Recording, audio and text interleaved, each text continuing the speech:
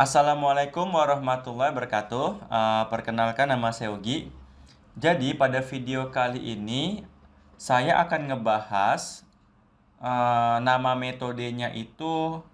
Ini salah satu metode pada data mining, namanya Principal Component Analysis, atau sering disebut juga dengan singkatan PCA.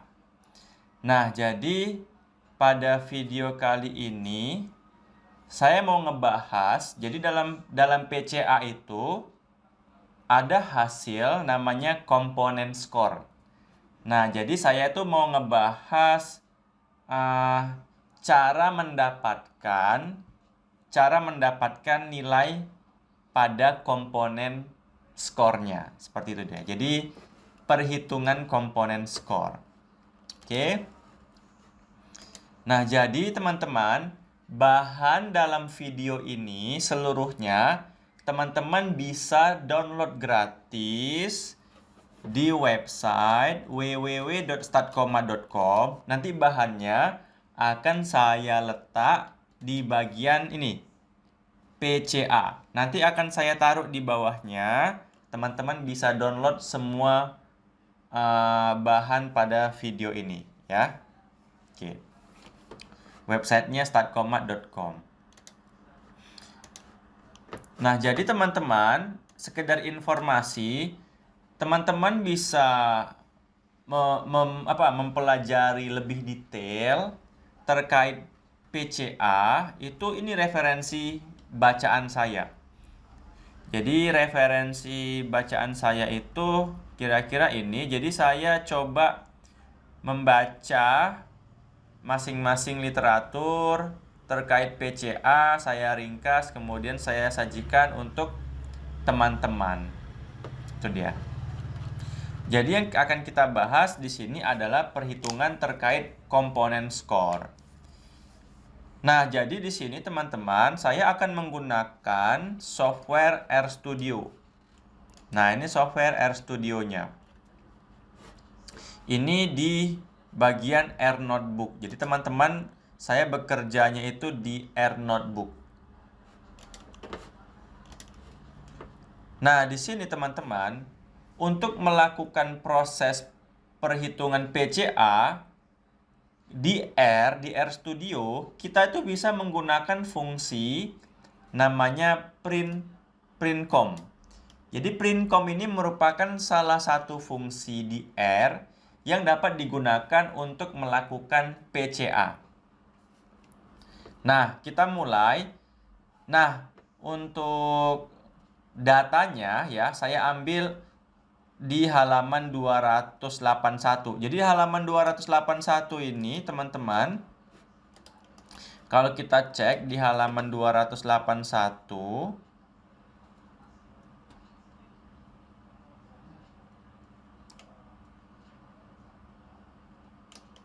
ntar ya, 281.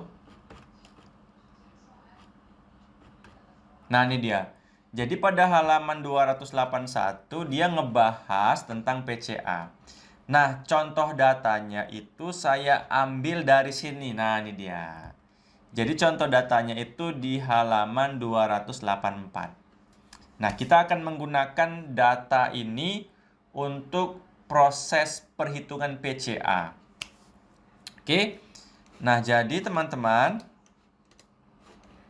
diberikan data seperti ini. Jadi di sini ada dua variabel ya. Variabel X sama variabel Y. Kalau kita lihat dengan X sama Y, di mana jumlah baris datanya ada 1, 2, 3, 4, 5, 6, 7, 8, 9, 10, 11. Ada 11 baris, ada dua variabel. Nah, dari dua variabel ini kita akan coba melakukan PCA. Nah, kita coba menggunakan R dulu ya. Jadi datanya itu nih data X-nya. Ini data Y-nya. Oke, kita sajikan di R, kita simpan datanya itu dalam A. Jadi A ini merupakan data frame di mana dia di dalam data frame ini terdiri dari 2 kolom 10 baris ya. Nah, kemudian kita melakukan PCA dari data A ini. Kita gunakan fungsi printcom. Ini datanya. Kemudian kita lihat hasilnya. Nah, ini dia. Nah, di sini karena jumlah variabel aslinya ada 2, tentunya jumlah komponen yang terbentuk juga ada 2. Nah, komponen 1 sama komponen 2. Nah, itu dia. Oke. Nah, masing-masing komponen ini, teman-teman, dia punya nilai loading. Ini dia. Nah, ini dia. Di komponen 1, ini kan komponen 1, ini komponen kedua. Ya, karena ada 2 variabel. Jadi pada komponen 1, nilai loading untuk X-nya 0,878. Di komponen 1, nilai loading untuk Y-nya min 0,479. Di komponen kedua, nilai loading untuk X-nya 0,479. Di komponen kedua, nilai loading untuk Y-nya 0,878. Oke ya. Ini dia. Ini hasil perhitungannya. Nah, kemudian teman-teman, kita juga bisa melihat skor komponennya. Skor komponen 1 berapa? Berapa aja? Skor komponen kedua berapa aja? Nah, itu kita lihat di sini. Hasil dolar, hasil underscore PCA, dolar skor.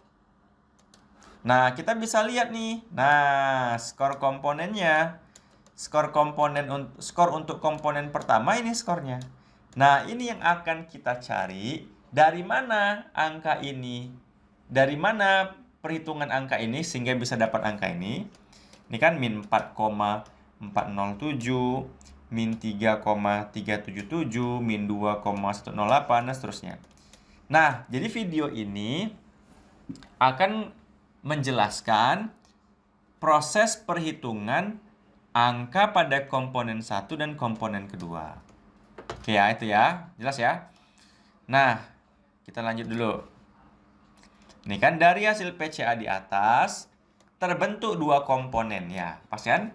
Komponen ke-1 dan komponen kedua. Nah, masing-masing komponen 1 dan komponen kedua itu dia punya skornya, skor komponen atau komponen skor. Nah, sekarang kita akan membahas terkait komponen skornya. Sumbernya itu ada pada halaman 294. Kalau kita lihat 294. Nah, ini dia. Sorry. Nah, ini dia. Nah, ini 294. Oke ya, sebenarnya ini rumusnya. Ini rumus untuk menghitung komponen ke-1. Ini rumus untuk menghitung komponen kedua. Nah, teman-teman, kita lanjut dulu ya. Berdasarkan hasil perhitungan sebelumnya dengan RStudio, ya, oke, kita sudah tahu ya ini skor komponennya. Sekarang kita pengen tahu dari mana cara mendapatkan komponen skor ini, kan? Pertama, kita harus mengetahui nilai loadingnya. Nah, komponen 1, nilai loading untuk X-nya berapa? Komponen 1, nilai loading untuk Y-nya berapa? Nah, tadi kan? Ini kan udah dapat nih. Kalau kita lihat R-nya, ini kan. Komponen 1, nilai loading untuk X-nya 0,878. Komponen 1, nilai loading untuk Y-nya negatif 0,479. Nah, sebenarnya nilai ini itu kan 3 angka di belakang koma. Kita pengen lihat lebih detailnya lagi. Seperti ini perintah R-nya. Nah, 0,878. Pengen tahu lebih detail lagi, 0,8778562. Nah, itu dia. Loading komponen 1, nilai loading untuk Y-nya negatif 0,479. Lebih detailnya, negatif 0,4789243. Nah, kita misalkan mau menghitung untuk skor komponen pertama dulu. Dari mana angka ini? Yang komponen ke-1. Rumusnya sih ada di sini. Nah, ini dia. Oke. Sekarang teman-teman, kita lihat dulu ya. Nah, saya buka Excel-nya. Nah, oke Excel. Nah, perhatikan Excel-nya.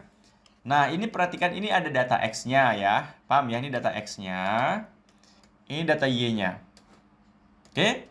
Kemudian, dari data X sama Y-nya ini teman-teman, kita hitung dulu nilai rata-ratanya. Nah, ini dia. Rata-rata X-nya 3,82. Kita gunakan rumus average. Nilai rata-rata untuk Y-nya 3,7. Sebenarnya ini aja sih yang perlu. Nah, kemudian baru hitung seperti ini. Ini rumusnya. Jadi teman-teman, tadi kan kita udah dapat nilai loading X pada komponen ke-1. Ini dia. 0,8778562. Dapatnya dari mana? Dari R tadi. Ini dia. Ini kan. Nilai loading X pada komponen ke-1 0,878 atau 0,8778562. Tuh saya pindahkan ke Excel. Nilai loading Y pada komponen ke-1 negatif 0,4789243. Ini. Nah, ini dia. Ini. Nah, nilai loading Y pada komponen yang pertama negatif 0,4789243. Nah, baru kita masukin rumusnya yang X dulu. Loading X dikali X-nya dikurang rata-ratanya. Nah, yuk kita ilustrasikan dulu ya. Ini jadi sama dengan loading X. Jangan lupa dikunci. Jangan lupa dikunci, teman-teman.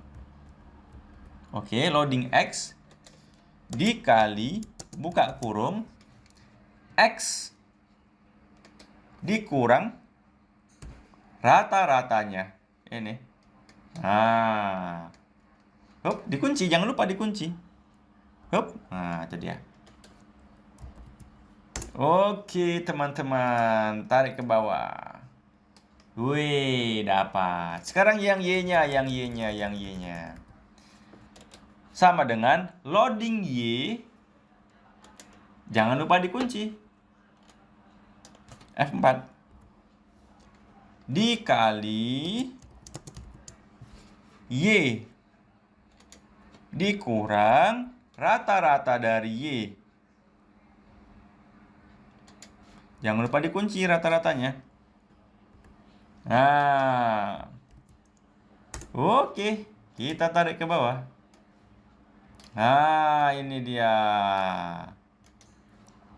Terakhir, skor komponen ke-1 kita dapat. Nah, caranya sama dengan yang ini ditambah sama yang ini. Nah, dapat skor komponennya. Tarik ke bawah.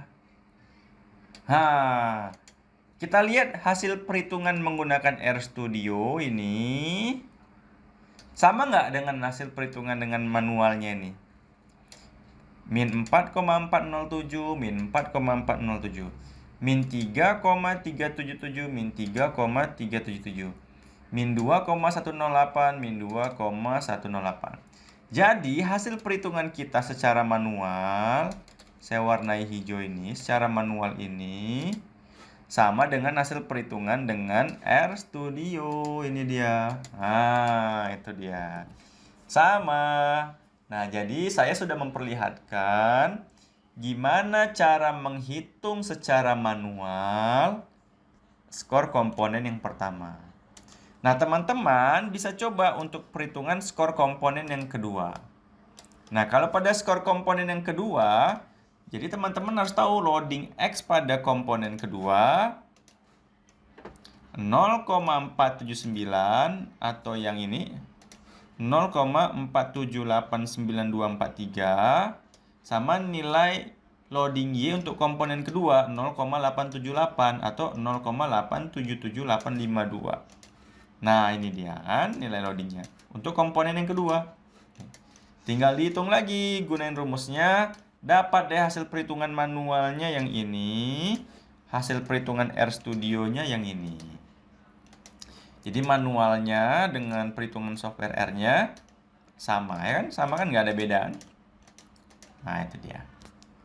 Oke teman-teman, demikian penjelasan dari saya. Mohon maaf atas segala kekurangan. Assalamualaikum warahmatullahi wabarakatuh.